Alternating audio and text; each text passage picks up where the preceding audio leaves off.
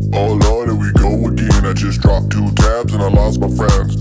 Oh Lord, here we go again. I just dropped 2 tabs and I lost my friends. I'm like, oh Lord, here we go again. I just dropped. Hey everybody, welcome back. It's Rip City Real Talk coming to you in the off season. It's Craig Moshkow and Anthony Blaylock, and we just wanted to give a quick shout out to something that's not proprietary, and that is our socials.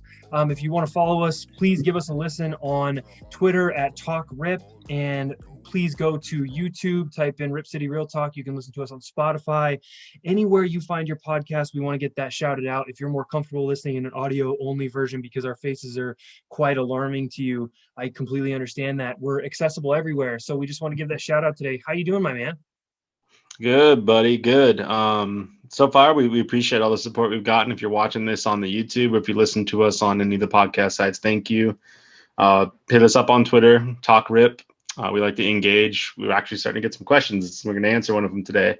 So it's been fun. But I'm doing good. I got through the heat wave. Anybody here that's in Portland knows that we broke some records over the weekend. We got up to like 115, 116 degrees, which I know some places that's nothing, and other places that's like here, completely ridiculous. You're in LeGrand, so you're over on the East Coast. You're not quite with me here in Portland, but yeah, man, I'm not. I was sweating worse than the turkey in November. It was not good. It was it was bad. I'm not gonna lie. I'm not the slimmest dude or the. It just wasn't great, but got through it, and my heat wave was nothing compared to apparently the awful storm, the twister of Oregon that you went through, bud. Tell me about your tornado. Yeah. So on Wednesday night, we were just kind of chilling in the backyard and clouds rolled in and it started raining. And then when it started raining, all of a sudden it started torrentially pouring, the hardest I've ever seen in my life.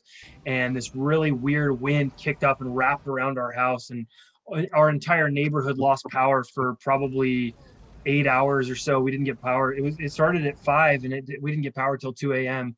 And everybody in the neighborhood lost trees and limbs. There was a power pole that got ripped out of the ground. It was they're classifying it as a tornado. We've never had one here, so it was wild. So what do you do in that situation, man? Do you have like one of them shelters, little basements? Did the sirens go off? The ones I'm talking about, like, is this Wizard of Oz status? Like what?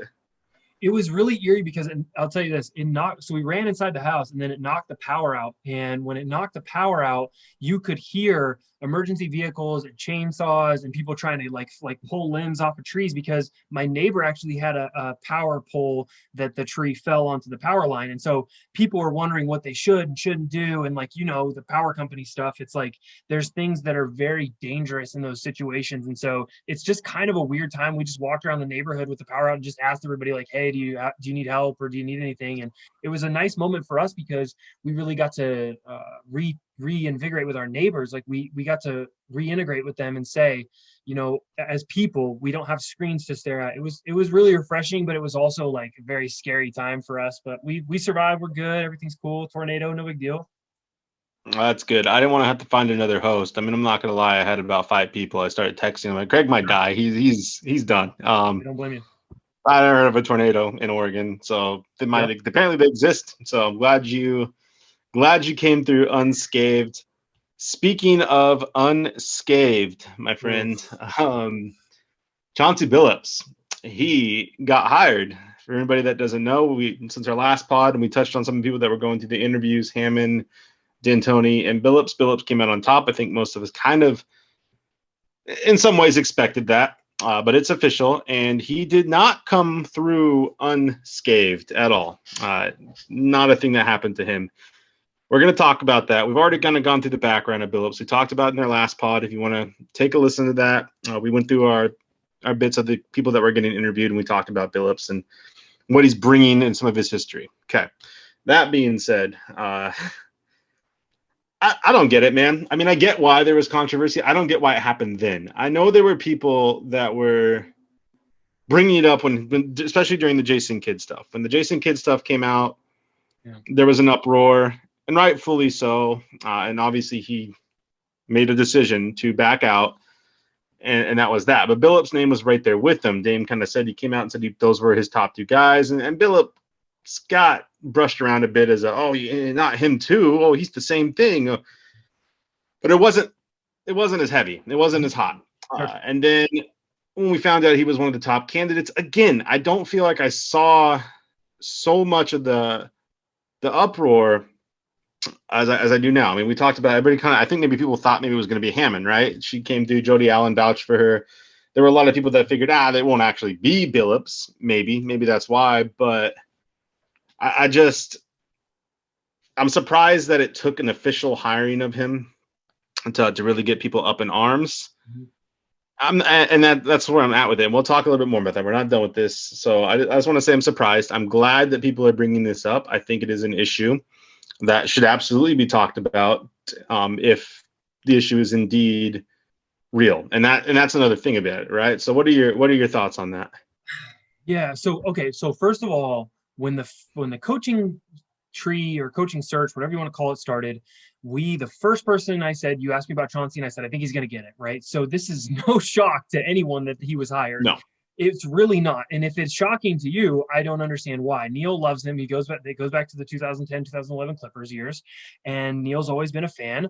And it makes sense logically from a basketball standpoint why you would want Chauncey Billups leading Damian Lillard and CJ and teaching them defense. And from an X's and O's standpoint, I totally understand it. I think that within the fans, the biggest issue, and I do agree with you. I think that Becky Hammond basically finished second. I think she was right there for the job. I think she could have got it. I think that the combination of two things. Number one, the Billups 1997 allegations that he settled in civil court. And the second thing is Neil Olshey's the comments he made when he said he didn't hire Hammond. He said that upon their investigation, they didn't hear good things about her leadership or something like that. It was really backhanded, kind of weird. And I think that the combination of those two things for a league that has never had a professional head coach as a woman is really it was really demeaning and kind of rude, for a better lack of a term. Now, Neil is not afraid to ruffle feathers, as we've seen over the last month. He's done all kinds of stuff that's really made the fans upset, and I don't think this made anybody happy, because it's a very politically correct world that we live in. And as much as you want to hire the guy you like, you need to hire the best candidate for the job, regardless of your relationship to that person. And I think that pissed a lot of people off. I can't argue with that. I mean, I think it's all right if you thought that Chauncey is better qualified than Becky Hammond. That's fine. I mean, Sure. That's your job. I mean, that's a job to pick somebody over somebody else. But to come out and make the comments, like, that's what I don't understand. And I think unnecessary. I think part of it, and this is just my opinion, part of it is he saw the backlash from the Billups stuff. It was all over the media. Everybody knew it was gonna happen, and he saw that. So maybe in Neil's mind, he feels that he needs to come out and defend his decision. And for some ass backwards philosophy inside of his head, he thought to defend his decision was to knock down Becky. Like, yes, you could have came out and said, no, we chose him for the X's and O's. We could have chosen for this and this and this. And he kind of did. But if you're getting asked, hey, why wasn't this other candidate, why him over them? To come out and say, well, first off, he name dropped Pop. They said they reached out to Pop and some people around him, and they were told that they don't think that she was a good leader, that she struggles with that apparently, and basically kind of bashed her a little bit. Yeah, it just doesn't seem right. I mean, he did it with Stotts in this other press conference. We saw how he kind of bashed him. I don't like it. I think there's ways to phrase things. You already know, that you're in a controversial situation with the hiring. You know that it was potentially going to be the first female head coach. And with things in the world progressing, I think that you got to be really careful what you say. Like, there's got to be another way to do it. To basically come out and say, I don't think she's a good leader. You don't even have to bring her name up at all. I don't think it's necessary. Say, hey, we chose Chauncey. The other ones did great. We liked both of them. We hope that they do great. And I think he said that at some point too, just to fluff it up. But I don't know. That stuff that comes out of that is unnecessary. And I hope that Becky honestly replaces Pop. I'm actually kind of happy she's staying with the Spurs. I think that's her destiny. I mean, it's weird to say, but she's kind of the heir to the throne. I mean, if we're talking to medieval times, she's going to be queen of San Antonio, and she absolutely deserves it. She's worked hard there. We talked about the reasons we thought she would make a good candidate last week or last pod. So, quite frankly, I'm glad she didn't end up in Portland. I mean, I would have liked her to be here. I think, but I'm glad she's in San Antonio, and hopefully that works out and she stays there. I'm just speculating, but like I wonder, and I don't have any facts. There's nothing behind this, but I wonder if the Popovich system that holds players really accountable isn't conducive to stars. You know what I mean? Because Kawhi left and LaMarcus was there and DeMar was there, but like it was really the Manu Ginobili, it was the Tony Parker, it was Tim Duncan, it was people that came up through the ranks. And I wonder if Neil felt like hiring her, she would be too hard on Damon CJ, and it would really push the players over the edge, whereas he knows Chauncey can build those relationships. I don't know, but he had a reason for doing it. The problem we have with it is the way he goes about it is so just smug and arrogant and unnecessary that like, can you just be a better leader, take accountability, and be like honest and transparent for once? Like it's just kind of a slap in the face to everybody who listens, but whatever, it's fine. Yeah. So, right. So that being said, we go with Chauncey. Mm-hmm. I'm going to get this out of the way now. I feel like it should just be said. I mean, a lot of people are talking about it. You've heard everything. You've heard all different sides of it. Okay. If he did what he did, and I'm not going to sit here and say he didn't, because it's very possible he did. I don't know. I've seen people come out and say there's no way to really know for sure, and I'm not going to sit here and pretend one way or the other. I would not defend him if he did, and I won't sit here and say that he didn't either.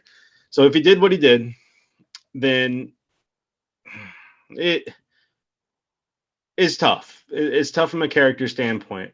It really is. I am in the belief that people can change, and I think that they need to change if they do something like that. You need to be different. You need to put yourself out there and do 10 times more good than the bad that you did. It's about not sitting here and continuing to be smug your entire life and act like you're the shit, and you're coming out and being like, yeah, I got away with it, great.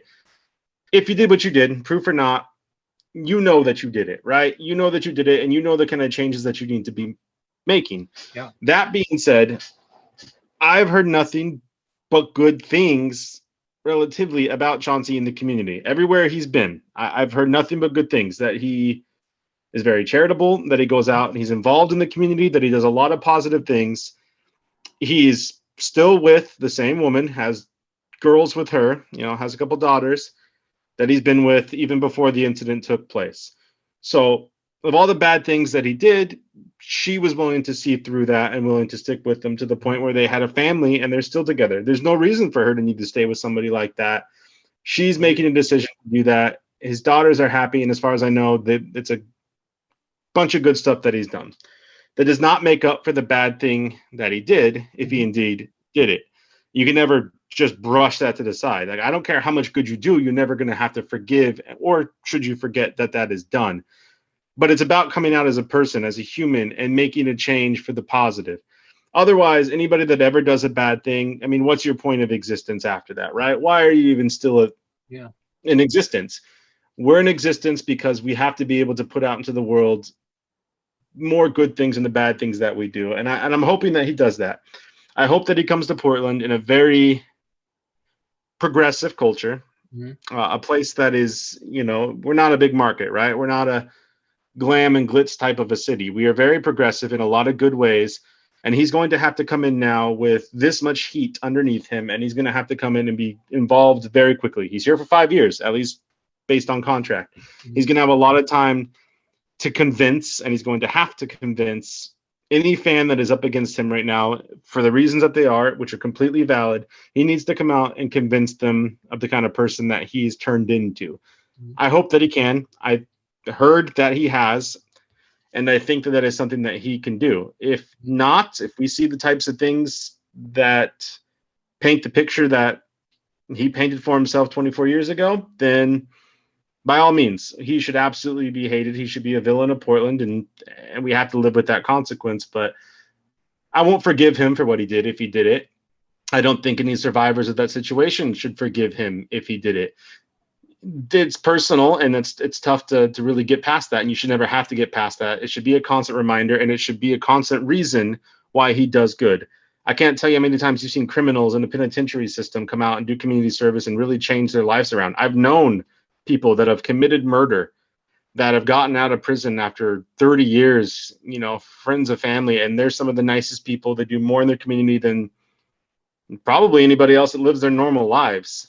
And so I hope that that's the case. And that's all I'm going to say on it. I don't support what he did. I don't know if he did it, so I can't really sit here and defend one way or the other. But if he did, I just hope that he continues to prove, not even prove, but convince people that humans can change. It needs to be an inspiring message that he comes out and does, because that's going to be the number one thing, even over basketball, at least for a while, that he's going to have hanging over him, aside from the X's and O's and what he does on the court and how he handles our stars. So, yeah, handling the stars is huge. I think that's why Neil hired him. I think you want someone that can handle the stars. But I also think that, so kind of in moving to the X's and O's and in asking you about that. So he's only got 1 year of assistant coaching underneath Ty Lue. So do we have any idea what his plan is or what he's going to do? Like, do we know what system he wants to run? I know he came out and said something about Nurkic and he likes big Nurk, and he said some things about Dame and CJ and how good they are. But what do we think he's going to do? So he had the interview with Brooke Olzendam. If nobody has been able to view that, if you just follow the Portland Trailblazers, search them by any means necessary, whether you follow them on Twitter, Facebook, probably on Instagram. If you look at the Portland Trailblazers, I think it was 2 days ago now that it got posted, I believe. I don't think it was yesterday, but I could be wrong. It was in the last couple of days. You'll see the video. It's not very long, 11, 12 minutes, I believe, but I recommend you check it out. So Brooke sat down with Chauncey in a one-on-one, and kind of talked about it. Again, it was very brief. It wasn't a very involved, intense interview with a bunch of questions, and it wasn't revolving the controversy. It was just X's and O's. And so here's some of the things that he said that I took away from it. I'll start with the offense, because that's probably going to be what his strong suit is. He's a point guard. He's working with an offensive team. The two stars that you have are offensive stars. So he's come out and he said that his primary benefit to the team will be ball movement. Sure. Great. Okay. We weren't very good at assists. No. You and me know, we know, and I'm saying no because this is not a belief or an opinion. We know that our two stars are iso ball oriented. It is hard to get a lot of assists because our guys are attacking themselves. Most of the time it's spreading guys out and you're just hoping to hit out and get a three. By somebody that's not Dame or CJ, but CJ's going to dribble, he's going to attack, he's going to get guys off balance, and he's going to take a jumper more often than not. Dame is either going to see if you back up and then he's going to shoot a three, or if you're out on him, he's going to read the defense and go by you. Yeah, those are the two offensive schemes that we have. I do like what he said in regards to using Nurk more offensively. He came out and said that Nurk is going to score more, that they're going to get him involved, whether it be pick and roll, post up, mismatches. They're going to get him involved more. And he said that he's going to use Nurk to be a facilitator, which I love. I think Nurk is, for a center, an extremely good passer. He's probably not as good as Jokic with the touch that he has, but if you've seen Portland play, if you watch enough of the games, you know that he is so good at hitting that backdoor pass. He's so good at getting the ball and throwing it back to a guy after he gets it, setting up a play after a screen. So seeing him get involved more so in that way to open up Dame and CJ or anybody else that's here for better looks, I'm all for it. That's great. It's the defense that worries me. And in that interview with Brooke, they asked him about the defense. All he really said is, yeah, we need to be better. Yeah, we need to be better. We're going to be better. I'm going to make us better. Okay. He said the thing that he's going to work on the most is they need to be better at communication, which we do. But that's part of that to me is not necessarily coaching. That's your guys that are on the floor. I mean, yeah, they have to communicate, and that's been a struggle for Portland for a while now is communication. And he also said that he's going to hold guys more accountable. That I believe. When you're on a championship team and you play with some of the people that he played with when he was in Detroit, those are not easy guys to hold accountable. Rasheed Wallace, Ben Wallace, those are not guys that are easy to hold accountable. You don't just walk up to Rasheed and say, what the heck were you doing, bud? No, I mean, there's going to be high egos. Those are very passionate, outspoken guys, and they were able to hold each other accountable. It ended up happening, and they won a championship because of it. And I think that him being involved in that, he's not going to be afraid to go to guys, and he's not going to be afraid to get in their faces and be honest with them, star or no star. He also brought up in the interview that he's been in every position. He's been a guy that never got playing time. He's been a bench guy. He's been the star of his team. He's been the second or third option. This will help him relate to realistically every player on a team. You're going to come in with Portland right now You're going to have basically a couple guys in their prime. You're going to have a lot of young guys, Anthony, Little, guys that are probably not going to get a lot of playing time, or if they do, they're not used to it. And then with our roster situation and our financial situation, you're going to have a lot of probably cheap vets, guys that are probably a little past their prime, or they've never really been involved, that are going to have to deal with their roles. And he's going to have to manage all of that. And I think he'll do a good job there. Yeah, I agree. I think he's going to do some interesting things. It's weird with a guy that doesn't have any head coaching experience to see. We have no idea what system he wants to run. Now, I hope him and Neil can communicate through the roster changes this offseason so they can decide, okay, we're going to play Nurkic for 32 minutes a game. And then we want to go small maybe and have a switchable lineup. So let's get ourselves a smaller backup center. Let's not re-sign Canner. Let's not re-sign a guy like Whiteside, who's a drop center. Let's get somebody who's a little more switchable. So I do think that Ty Lue is an amazing adjustment maker. He can adjust to other teams really well. I hope Chauncey can do that too. Stotts was not a great adjustment maker. He stuck with his scheme. He stuck with his stars. He stuck with his starting 5 or 6 or 7 guys, whatever he could, whatever amount of guys he needed to play.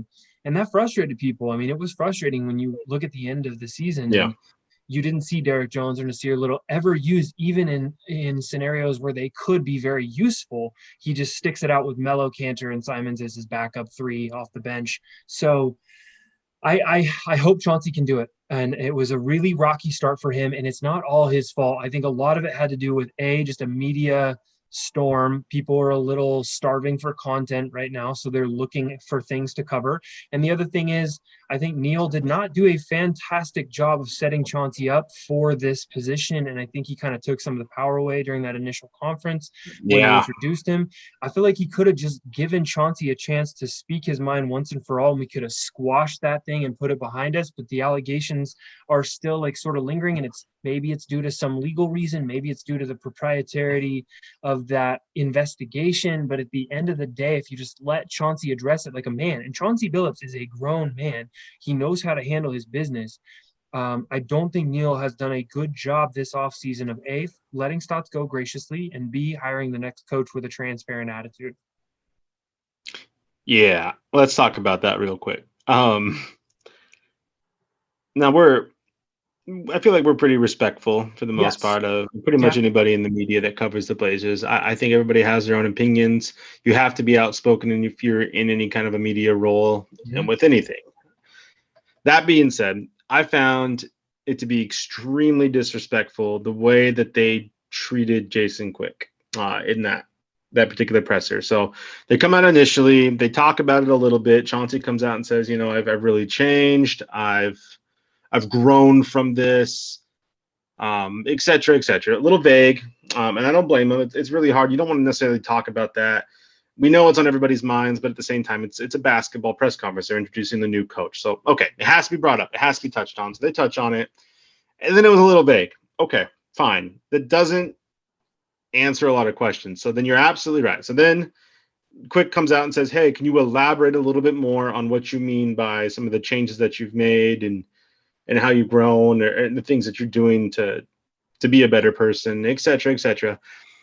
And Chauncey looks like he's getting ready to answer. And I think we all saw, I don't know how to put this. We all saw the cheesiest and worst secret code that I have probably ever seen. He grabs the water bottle, he takes a drink, he looks off to his right. And then the PR lady, that poor PR lady, asked him out and said, we've already addressed this. We're not talking about it again. And Neil just sits there. He's just quiet and he moves on. Bro, at that point, you might as well be like, woo-hoo, woo-hoo. That probably worked back in 2010, but that don't fly anymore, man. Like, our media deserves, the people, the fans, our franchise deserve more than just to be like, we already talked about that a little bit and it's proprietary so that we're going to shut down everybody who asks about it. You've got to get ahead of these media storms, and he keeps doing the wrong thing, man. Yeah, I mean, listen, I'm not expecting Chauncey Billups to come out and be like, no, yeah, I didn't do it, or yeah, I did it, and blah, blah, blah. No. Yeah, you're not going to get him to talk about the specific incident. He's just not going to do it. PR probably would not let him do it. And like you said, there's probably some legal stuff. Yes. Fine. Yeah. But you can at least give the man a chance to talk about some of the stuff that I just talked about when it comes to what he does in the community. You can give him a chance to explain how he's grown, how he's changed, how he's grown as a man from that being a young adult with a stupid amount of money and just being dumb. Like how he's made a change. If he has, you can let him start to show a different side of him than what has been blasted all over about him. I mean, I'm not saying that it's not true, but at the same time, that's the only vision that anybody has of him. They don't know enough about him as a basketball player. Probably not. All they really know is on a personal level what he did. And when you're a passionate fan base like Portland, you get attached to these people, whether it be the players or the coaches or anybody, the media, the announcers. So for a guy like Billups, like you need to be able to see that side of him, and that was the perfect chance for him to bring it up. And they squashed it. Neil squashes it, and I just don't get it, man. I haven't seen somebody get disrespected like that. I mean, you had to come in knowing you're going to get some of those questions, but they shut quick up. And I just somebody like that, you just don't do the stupid water bottle PR get involved type of move. I didn't like it. Thought it was disrespectful. So I'm honestly really glad that Brooke did the interview after that, so we could at least get a little bit of a different side of what Billups can be on a face value level. Yeah, and at the end of the day, like he is the head coach. There's no backing up now. Neil has hired him, so we should support him in his ability to lead this team. That doesn't mean we have to, like you said, forgive him for anything he's done. But at this point, we have to move forward. We have to move on. We have to say winning cures all. At this point, his job is to put this team in the best position he can, to hold them accountable, make them play some defense, and hopefully Dame and CJ can do their thing and score the bucket. So at this point, just kind of moving on from the Chauncey thing, what else this week kind of grabbed your headlines, or what else did you notice that's really something you got to talk about here? Perfect. So I think we're done with that. I think we've touched on it enough. We're more than happy to get involved with people on comments and hear your sides of things and your thoughts. We try to be cool with everybody. Feel free. This is a safe place. We're not going to allow anybody to be negative with it. So if you ever want to comment on this, whether it be the YouTube channel or us on Twitter, we'd love to talk to you about it. See what your thoughts are on the Chauncey stuff. Moving on. We need some more positive stuff. I don't even call it positive. But just small stuff. There's a lot of little things going on with the team right now, the last week and a half or so, that probably a lot of people aren't aware of. And we are the people to do that. We are here for you, whether you're a casual fan, a loyal follower of ours, or somebody that follows the team and probably already knows this and you're going to tune out. Before I get to that, I'm going to change it up. We always do it at the end. I don't like doing it at the end because it's my favorite segment. My heart's in it. It's my favorite segment. So I'm going to do it now because I kind of feel like it has to do with the last little bit that we just talked about. So my blazing new trails ex-blazer of the week, whatever we are now, week and a half, still calling it the week.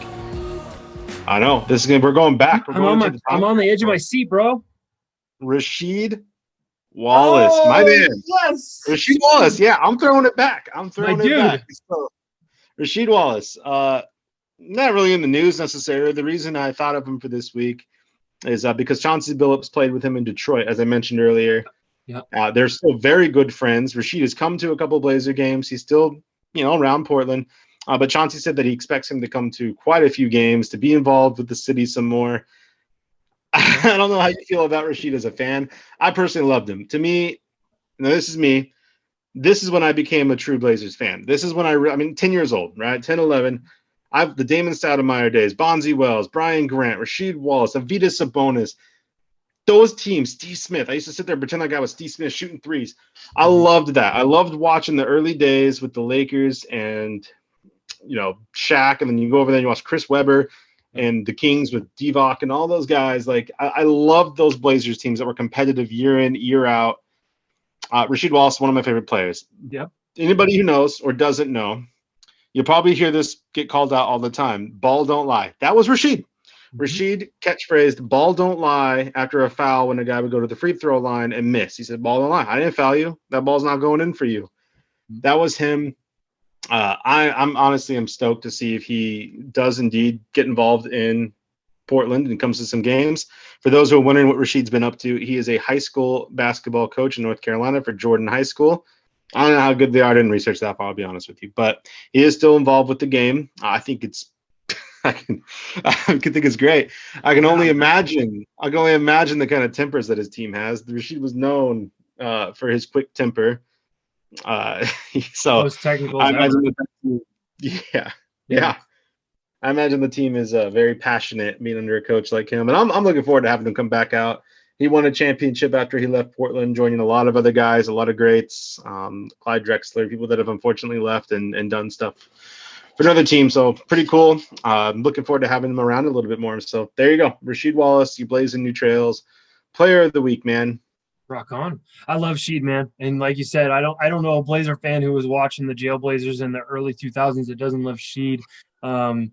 Cocky, talked a lot, probably wouldn't, he probably would actually be great in today's NBA because he's just one of those guys that doesn't back down from anybody. He'd play a great tweener role. He's an attitude hustle guy.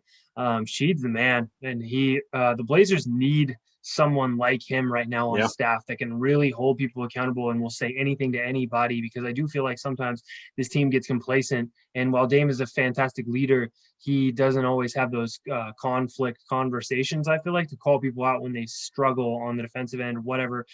Someone who's not afraid to have those conversations is a guy who made a lot of weird comments this week, and they actually were parsed from his native language. What did you think about the Nurkic stuff and the comments that were coming out of his Bosnian native language there?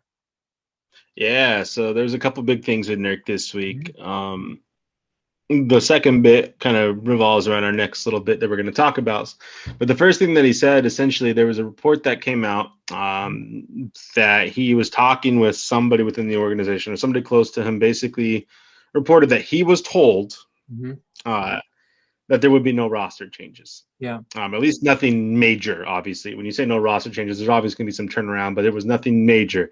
I take that to be that they basically said, you, Dame, CJ, Covington, you're all coming back. We're going to run the core back, and we're going to figure stuff out.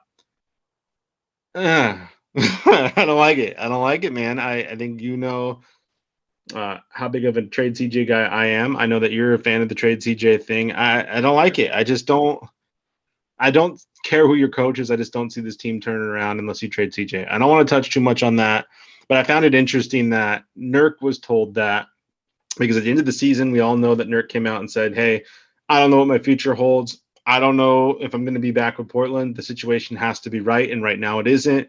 So just interested. It's interesting to see him get told that and to see some of the stuff that could very well come up within a few months as he deals with his agent, and with him having a non-guaranteed contract and some of those other things, or even if it gets to the point where it's partially guaranteed, it's still very tradable for a big man at his age. So he's told that. He didn't really touch on it very much. He didn't simply say, like, that upsets me, I'm happy about it. It was very neutral. But I thought it was very interesting because it does kind of start to give you, if it's true, some insight as to where Neil might be. And Neil's already made some comments that the new coach is going to deal with 80% of the roster coming back, whatever that means. So, yeah, very interesting. So he says that. The other thing that was interesting is he said, if Damian Lillard leaves this team, I'm leaving this team.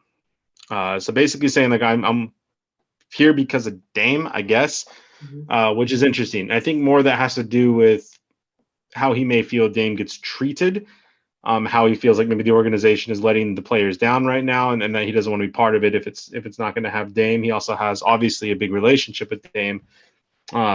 And that kind of talks about some of the stuff that Dame has come out and said, and I want to hear your opinion on some of the reports about Dame being unhappy, wanting out if he doesn't get another star, that he's just been unhappy and been upset with how things are going. And where are you with Dame? Do you think Dame would ever leave? If he does, do you think Nurk leaves with him? Yeah, I mean, it's probably like the number one media outlet covered issue amongst national media. The Blazers media, I think they kind of know that Dame is still loyal to this team. Look, at the end of the day, I told the Ed Robinson show, which I was on today, I told him, and it's going to post later on Twitter, so you'll see that. But I told him, I think Dame is still going to go down as the most loyal Blazer or the best Blazer of all time. Statistically, he will have a case for it. He's seen LaMarcus leave, and he saw what happened to LaMarcus when he left. He saw that the fan base abandoned him. He lost a lot of his credibility, and he didn't win a championship. Nothing is guaranteed in this league, right? Just because you join LeBron or you go join Curry or whoever you want to play with doesn't guarantee you any championships. Health at the end of the day, and shot making and clutch ability and all these things that we talk about all the time. I mean, Kawhi and PG, when they joined the Clippers, people were like, how many championships are they going to win? And here they just got eliminated yesterday. So it's one of those things that I don't think Dame is going to leave. I don't think Dame wants to have an ugly exit from Portland, and I think he's going to want to retire a Blazer. Now, going back to the Nurkic stuff, Nurkic is under contract for a guaranteed this year. So he does have a guaranteed contract. He can't just give that up. We would have to release him. We've talked about that in the past. If this team can't afford to do that with the $12 million that Nurkic is owed, you can't replace Nurkic because there's just no way you're going to bring in a formidable center who can do what Nurkic can do under a contract that's going to be team friendly, right? And we agree on that a lot. Plus, we both feel like Nurk's top end is like 8 to 12 center in the league. The dude is legit. I mean, he's not a top 5 center. Okay, that's fine. But you don't really need that when you have Damian Lillard. So at the end of the day, I think Nurkic is going to chill. I think the emotions are running high. I think Dame's emotions are running high. I think everybody's kind of pissed right now. But once the actual championship has been won, and then you hit the offseason, and you literally and you start going to listen to Coach Billups, and you have a new locker room leader, and maybe you get a new small forward. We don't know how the offseason is going to shake out, but there's a reason for in 2 months to be hopeful for this team to win a championship. Dame and Nurkic are going to sell this team on that. And at the end of the day, this team can't afford to lose either one of them for the contracts that they're on. So I know the national media wants to trade Dame, but it ain't going to happen this year. Maybe next year if things go real bad with Chauncey. Yeah, I think Dame might be currently breaking records for the most photoshopped jerseys on a player I've ever seen. Maybe it's just because I only see him, I'll be honest, but all over the place. Sure. Whether it be the Lakers or the Knicks or whoever anymore. Here's my thing. His situation is very different than the Harden situation, than the Westbrook situation, than the Anthony Davis is a very more recent situation like this where a player is demanded out. Dame is just now starting his Supermax. Like, this is it. This is his first year on his Supermax. That is important because he doesn't have a lot of leverage. You know what I mean? He could come out and be like, I'm not going to play, but the amount of money that he's going to lose if he does that is not great. Now, he has endorsements all over the darn place. He'd probably be just fine with that. He may have some leverage there. But at the end of the day, Portland, they got 4 years of Dame. I mean, he'll be 36 or so when he gets done with this contract. I mean, not to say I want to make him unhappy, because I don't. I don't want to see him ever get to that situation. But Anthony Davis had leverage because he was going to walk after the year was up. Harden only had a year and a half or so left, and there's all these situations where these stars have been demanding out, or they've been able to kind of wiggle their way out because the team was going to lose them pretty quick and not get anything back. Dame's not going anywhere right now. I don't see it. And I agree with you. I don't think he wants to. I don't think he wants to leave right now. I think a lot of stuff has not actually come from him outside of some of the frustration comments that he made. Sure, when they get eliminated, anybody's going to be upset. But right now, I don't think that's something that's going to happen. He's never been that way. I just don't see him demanding out, at least not unless things get really bad, which happen. I mean, they got rid of the coach. If Billups comes in the next 2 years and sucks, there's no guarantee you're going to make playoffs now. So I think the biggest thing for this year is Dame wants to be surrounded with a team that has the talent to win a championship. Can Neil do that? I think that's more like this. This roster's pretty locked in contractually, and besides the CJ move, it's really limited in the amount of assets that we have. So, I don't know at the end of the day what's going to happen. Nobody knows, but we know that Dame is still loyal to Portland for now. And there's no reason the main thing is the national media is going to pry him and Beal. They're going to try to force the two of them out of their smaller markets into the New Yorks and LAs over the next 2 years. So all that stuff is ran by these big media corps like ESPN, who give them content. For smaller places like us, like Portland, Dame is not leaving. He's not. That's not a big issue. You don't have to worry about it. I agree. That brings us to the next little bit. Some other news. Speaking of rosters and guys who could be coming back, you actually passed this little bit on to me. I'm going to let you take this one. Tell me the news that you heard. I know it was pretty late last week when you heard it, or it was a little bit ago now, but tell everybody what you heard. So snuck into a little article by Canzano on the Oregon Live website this week. Was Canzano said that he heard from a little bird that DJJ moved out of his Portland house. So he didn't know where he was moving to. He didn't know what happened, but he heard that a moving company came to Derek Jones Jr.'s house, moved him out of Portland. What do you think of that? Well, it's never good when a guy up and leaves. He's obviously just upscaling because he knows he's locked into Portland forever. So he's just getting moving permanent. No, listen. It's interesting because we talked a little bit about this not too long ago when we were doing the roster breakdown for the offseason. Personally, $10 million is a lot for a guy that got very little exposure, who was banged up throughout the year. That's a lot for another team to match and or give more of. Now, the free agent market is not amazing this year by any means. A defensive wing could still draw some interest, but I still think he takes a deal with Portland and stays here for a year. Now, you got to have a place to live when you're in a city, whether it's renting or whatever the case is. So the fact that he potentially sold his place or moved out or whatever the initial storyline is, it's very interesting. I mean, personally, bye. Get out of here. I don't like him. He's not my favorite player. I don't care what people say. I thought he was lazy. I watched every game. I just thought he looked out of place a lot. You can say it's because of the schemes that we ran. No, he was still getting blown by guards. He got banged up all the darn time, and he looked lost when he was trying to close out on perimeter shooters and just didn't seem like he was hustling. And you can say scheme all you want, but we saw what Rondae Hollis-Jefferson did when he was on the floor and the presence that he was for being a much worse player. Jones has more physical gifts than he didn't utilize, in my opinion. So if he moved out, good. I want that $10 million back. We need every penny we can get to really build a contending team around Dame. Regardless of what you think about Jones, he's not an elite enough player to really spend $10 million on when you're trying to put guys around Dame. So I'm hoping that means that Neil's reached out to him and said, hey, don't come back. Neil mentioned it in his original press conference a couple weeks back where he was talking about, we got Jones to be a defensive guy. That didn't work out, so we went out and got Norman. That was his words after bashing Stott. So he wasn't sitting here making an excuse about that. That was him saying, hey, I think I made a mistake. We went and got Norm for that reason. I don't think he cares for Derek Jones at this point, so there's probably something there that we're not going to officially see. I imagine pretty quick here you're going to see that Jones has opted out, and I think you're going to see him hit the free agent market. I think it's inevitable at this point. I don't think he'll get the same money, but you got $10 million with us, and we were already strapped for cash, and the market's pretty small. So maybe there is a good chance that he thinks he can get that somewhere else. There's a lot of teams that think that they could probably use a defensive wing. He may even go back to Miami, who's going to have a little bit of money. So who knows? No, but that was an interesting piece of news. And, so I think that's it. I think that's pretty much what I wanted to cover there. So we're going to have one more thing that came out. It's kind of for fun.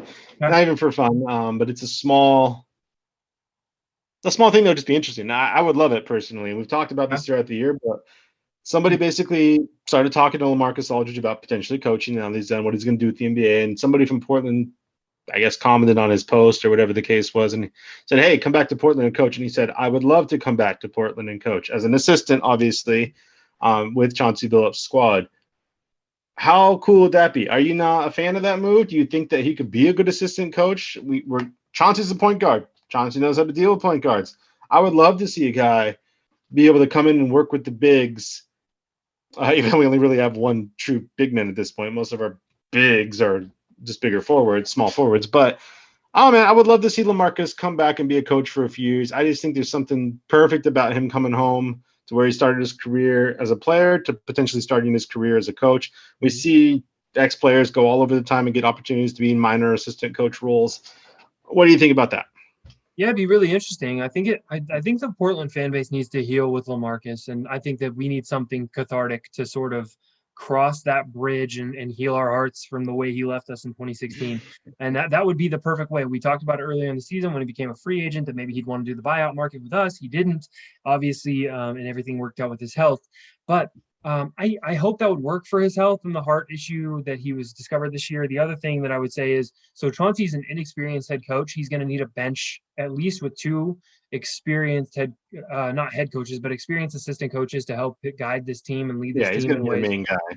Yeah, he's going to need somebody. So we haven't heard any word or any scuttle on that at all. I'd like to hear who that is. But if LaMarcus wants to come as like the third or fourth coach on the bench and learn how to coach and be an assistant and work his way up in this league, yeah, absolutely. Why would you turn a guy down that's that talented and he's a very good speaker. He knows how to talk to people.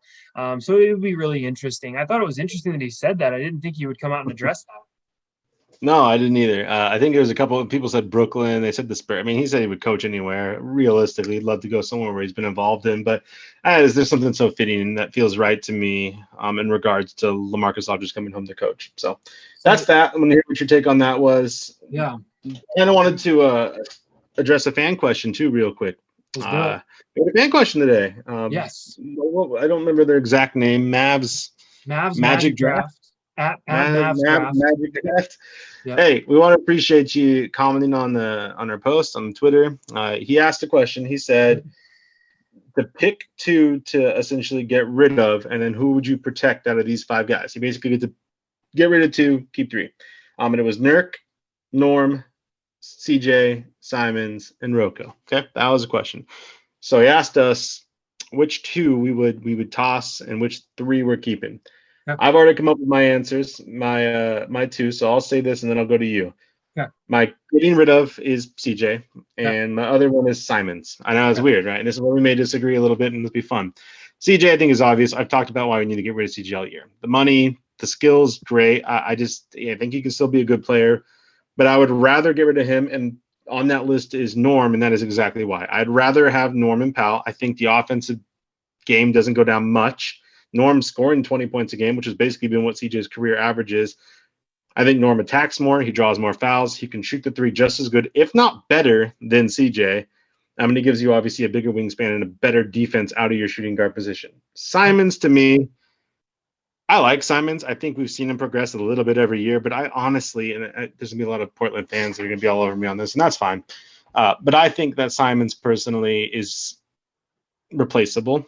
Mm-hmm. I think with Dame being your star and potentially bringing back a guy like Norman Powell, you're going to have your two guard spots locked up potentially again. And I think you can go out and find a guy that come in here and facilitate and be an offensive punch off the bench. We saw what Monte Morris did to us with Denver. He crushed us. There's so many little guards out there that can do that, that you can keep. Now, the thing with Simons is he is cheap. He's going to have another year or two on his contract if we qualify. So, or send him, give him a qualifier. So he isn't going to cost a lot, but I think there's veteran guards that you can go out and get right now that are going to be happier at this point in their career with the backup role. Whereas Simons, to me, I feel like he's going to want out just like Trent. I think he's going to eventually want to try to get his chance to go start somewhere or at least have a bigger role in the bench. And I just think you can get a backup guard that can come in and score. I like Simons. Don't get me wrong, everybody. Don't come to me with stakes and pitchforks and torches. I just think he's replaceable out of that list. I think Nurk, as we already talked about, is just too good on both ends of the floor for his contract and his relationship with Dame and his facilitating. I've told you just now why I think Norman is better. And Rocco, for, again, $12, $13 million to get one of the top 3-and-D players potentially in the league, get rid of that. It's just too hard to find those guys and bring them to Portland. What are your thoughts? There is no way I'm letting Nurkic or Rocco go because their money and defense is essential to this team. Mm-hmm. So then it comes down to CJ. CJ's gone. I don't care anymore. I'm over the poor defense. Right. I think that bringing in a guy that can defend better than CJ would automatically elevate this team's ceiling. And then it comes down to Norm versus Simons. And for me, look, Simons can shoot. There's no doubt about it. He can hit the three, and it's fantastic, right?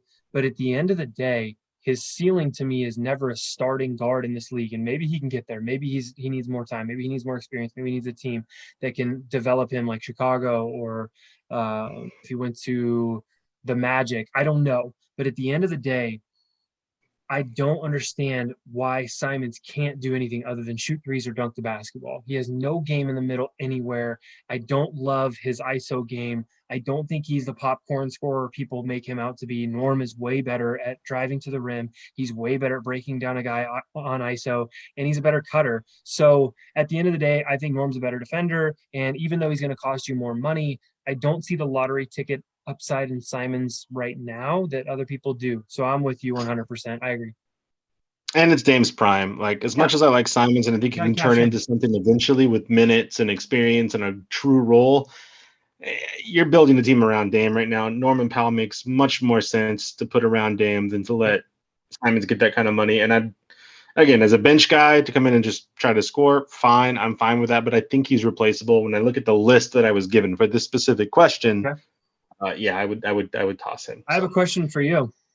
Ooh, that was all I had on my little note sheet. So you're throwing stuff at me now that I wasn't expecting. All right. And this is it, and this is how we're going to leave the pod. So let's try to keep it under like 2 or 3 minutes. But at the end of the day, Neil comes out and signs Michael Beasley to our summer league roster. Right. Is Michael Beasley going to definitely play the mellow role, or probably play the mellow role next year as the backup 4 off the bench? Oh, is he a 4? I don't even know much about him. Technically a 4, yeah. Yeah, this is the same type of thing, a small forward, power forward combo type of guy. Exactly. Basically just scores. I don't know.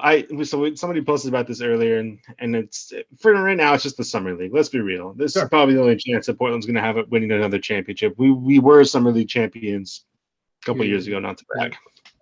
Screw ULA. So I don't know. Honestly, we talked about some stuff, and we talked about salaries and how hard it is going to be to get guys to come to Portland and the roles they have to accept with our money that we're going to have to offer guys, depending on how the roster shakes down. No doubt. So to give him a run, he's been out of the league for a little bit. I think he last played for the Lakers. He's been kind of floating around the last couple of years. Miami, he spent some time in. Yeah, he's been around. He was obviously a high lottery guy at the time. I think he's an 11-year vet at this point. So I'm good with it. You kick the tires on him, see what he can do. If he can come out and get buckets, I'm fine with it. I mean, I don't necessarily want him to play the Carmelo role, but he is younger than Melo. He's a little bit more athletic than Melo at this point in their careers. I mean, Melo's a 17-year vet compared to an 11-year vet. Sure. So the age is there for him. I don't know much about him culture-wise. He seems to be not the best culture guy from what I've heard. But Dame has a tendency to make those guys better. And, yeah, I'm all about it. We're going to need offense. We're going to need cheap offense. Regardless of my last question, I'm pretty sure Simons isn't going anywhere. Little's probably going to get some more run. I really think you'll see Little play probably more of the power forward role. Very well could play small forward. And I think with his athleticism and size, if he can really develop some of that defensive game, I'm cool with a guy like Beasley coming in and playing on the actual roster when the real league starts off and getting that type of role. Come get some buckets. I don't know if it'll get past the summer league, but I do think that he's there for a reason, and that is to kick the tires on a vet to see what he can give you, where he is game shape wise, where he is skill wise at this point, to see if that's possibly somebody you're going to look to bring onto the team. Now, we've seen tons of vets win summer league teams, and it never goes anywhere. It's the summer league. Let's not read too far into it. This is the kind of situation where Blevins is probably the MVP, if we're being real. Yeah. But I mean, good for him. I hope that he does good. I hope that he looks good enough to potentially give a roster spot too, depending on who's available in free agency, what kind of vets are out there, and the kind of money that people are going to be having available to them. So yeah, good for him. We'll see, man. I mean, we've said it on mini pods earlier in the offseason. We basically said, like, this team is going to have to get really creative with their bench and how they fill it out with the salaries that we have. And I've always liked Beasley. I've always thought he was a good player. Whenever I've watched him, he's passed the eye test. Obviously, there's some issues there, but we'll figure it out, man. And honestly, I'm kind of stoked about it. I like the fact that this team is willing to try any avenue. And that's something that, I mean, I hope it doesn't result in Cantor and Melo being back, but they're going to try everything they can to fill this roster out. I think that's it for me. I think we covered all the topics. You got anything else? Yeah, one last thing, and this is good for you. So earlier today, you got to be a guest on the Ed Robinson show. He just posted the link. I just got the update. So it's available. My friend Craig Moshka was a interviewee on the Ed Robinson show. You guys can see the link right now if you search for him. I don't really know what his tag is and all that nonsense. Yeah, it's just Ed Robinson. I wasn't invited for the interview. Apparently, you are the king of this castle. But Yeah, you can go to audio.voxnest, voxnest.com. He's on there, has his stuff. You can find the link. He tagged us in it, so Twitter. you can see. I haven't even listened to it because obviously it wasn't out, so I have no idea if Craig here made us look bad or not. But I'm trusting you. I'm sure you did a great job. Sounds like it was a lot of fun. So It pretty was. cool. Hats off to you, Ed, for giving us a chance to show some of the pod through Craig, and that's available now if you guys want to check that out. We will have this up soon, as well as the audio version like normal. Continue to interact with us, guys. We try to respond to pretty much every comment on YouTube or Twitter. We try to engage with you guys as much as possible. Shout out again to Mavs Magic Draft for you guys giving us a question. We love talking about this stuff. It gives us some more content. We love playing around with that, and appreciate everybody's time if you listen to this whole thing. And I'm out, man. Talk to you later. We out. Go Blazers.